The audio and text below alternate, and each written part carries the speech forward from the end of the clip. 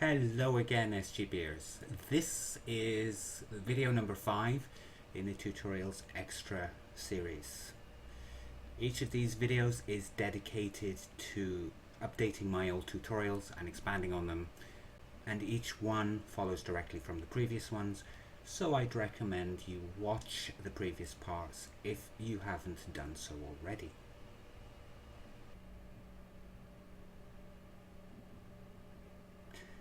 Firstly, on the upper market map, before moving on to Lisa's farm, there is a warp gate to teleport there.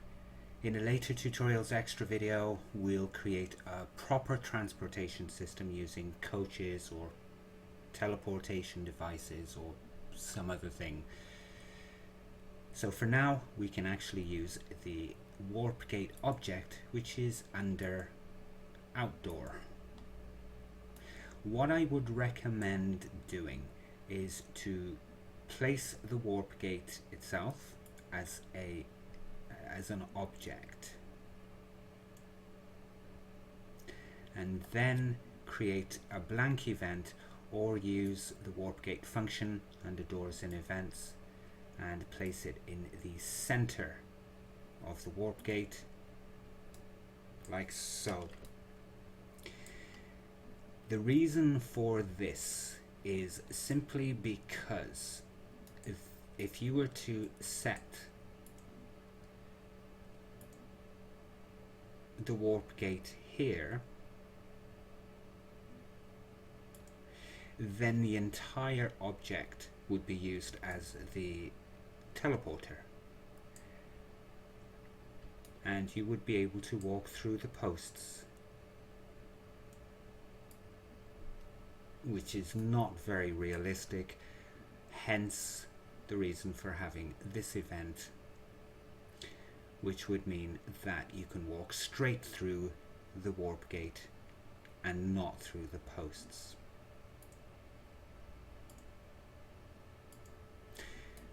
So anyway, using this setup,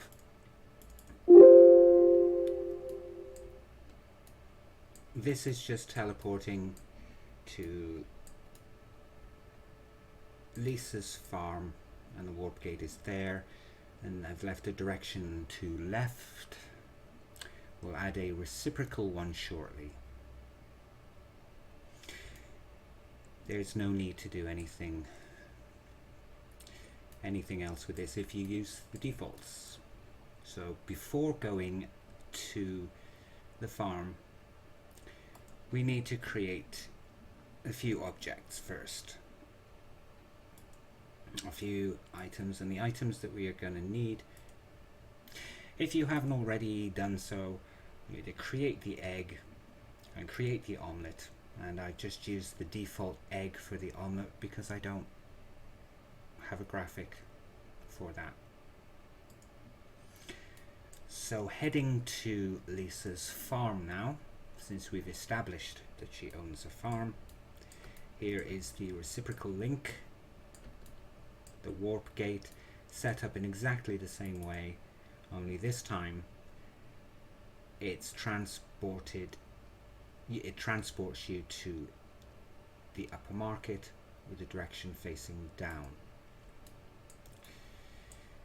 The terrain here is from my ground terrain pack, and I believe the grass that I've used for the crops is from Jackson Mayra's Infinity pack. So are the trees. The fence is mine as well.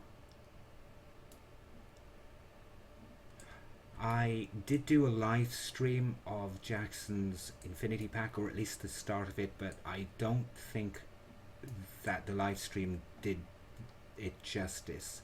So either I'll do it again in a proper showcase video, or I'll do another live stream, but recap and do it a bit better when I was tired at the time, and I was kind of losing it at the end, so I'll make sure I have plenty of sleep before that. Anyway, in tutorial 6, where this part originally appeared, The character would chase the chickens around until they were caught and laid an egg. This time, we're upping the ante a bit. Each chicken has the same events, so I'll focus on chicken 1, and then it can be copied and pasted as many times as you like across the map. Of course, we're going to use the chicken graphic, the default one, which I think is really, really cute. But we'll also set the movement speed to fast, the movement pattern to run away, the movement frequency to very great, and this way they're fast and they will run away as soon as the character approaches them. In the event details, we're going to assign a random number using the advanced variable box. In this case, it's going to be between 1 and 3. And then we're going to have a few check variable boxes to determine the results of the random number. So if the random number is 1, we'll play the chicken event.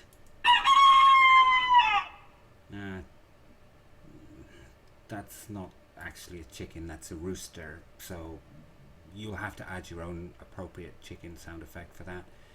Anyway, change the movement speed to 3, which is its fastest, and that way the chicken will zip away, if it can, from the player in the opposite direction, and it'll go 3 spaces at its fastest speed. So then we change it to its default, which is 1 for fast. Next, we'll add a display message that simply says almost got him. The \W is the wait. In this case, it's wait for 0.2 seconds, and the \caret is automatically close the window. I covered the message control characters in tutorial 68, but these are text control characters only. I will cover the text decoration control characters in a later video. So if the random number is equals to 2, then once again we will display a message, it laid an egg, with the \W for the wait and a \caret for the auto close.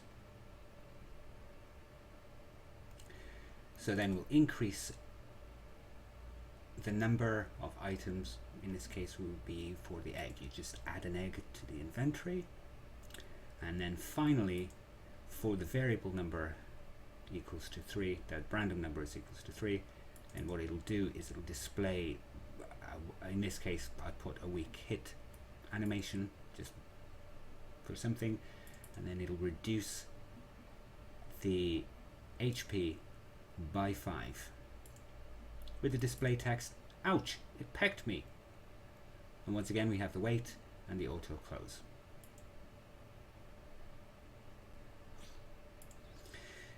So then when this is copied and pasted across, I've just had 3, but you can have as many as you like, and bearing in mind that this particular thing is a small map, so they will run away and they'll probably get stuck around the edges, which is handy for us because if you can corner them, then you can get the eggs.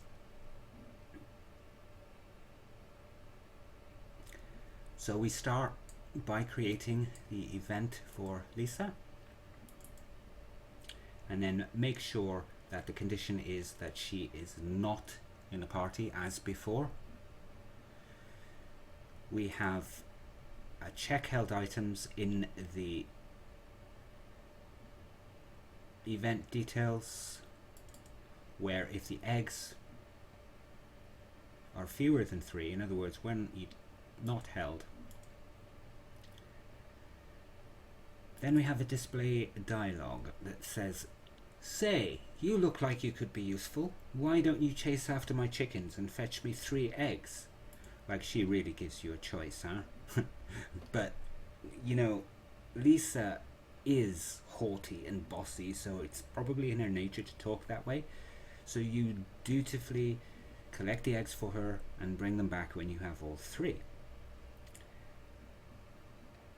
Under the conditions do not apply. In other words, if you do have 3 or more eggs, That, whoops, sorry, that wasn't meant to happen.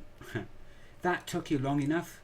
Tell you what, if you can make me an omelette, I'll join you on your adventures. Not going anywhere on an empty stomach, though. The other thing I have done is I have selected her range, so it's consistent. You can basically drag the mouse until you've got the area, or use the up, down, left, right, etc.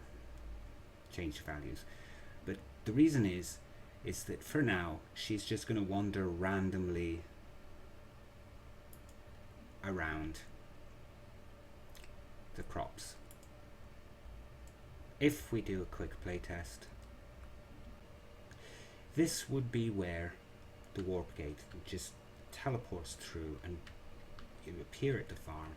We can talk to her, she'll give her demands, and then we'll chase after all those chickens. So you see, technically you got it surrounded. You can corner it. That's what I was on about. But for purposes, let's see. Oh, okay. Well, that's handy. So it'll try to run away from you, and then it'll peck you, etc. That's it. I think there's 3 eggs now. Yeah. So that took you long enough? Tell you what, if you can make me an omelette, then I'll join on your adventures. Not going anywhere on an empty stomach, though. And that's it for this bite-sized tutorials extra video. In the next tutorial in the series, we'll focus on the omelette. Kind of a mini crafting tutorial where we'll mix the ingredients together, including the eggs, and cook it on the range to make Lisa's omelettes. If you like this video, you can support me in a number of ways. Subscribe to my YouTube for notifications of when I upload a new video. Donate through PayPal to help with further videos, or subscribe to my Subscribestar for additional contents and perks, including some of the unique stuff from my game in development, Enigma of the Wolf. This is where I'm customizing some models, so monthly subscribers will be able to get some of the models from the game, and this is the only place that you'll be able to get them. You can also follow me on Twitter, Facebook, GameJolt, itch.io, and the SGB Athename blog, and you can join the Discord server for chat, help and support, or to showcase your SGB stuff, or whatever you want. All of the usual links are in the description below. That's it for now. Thanks for watching. Until the next time.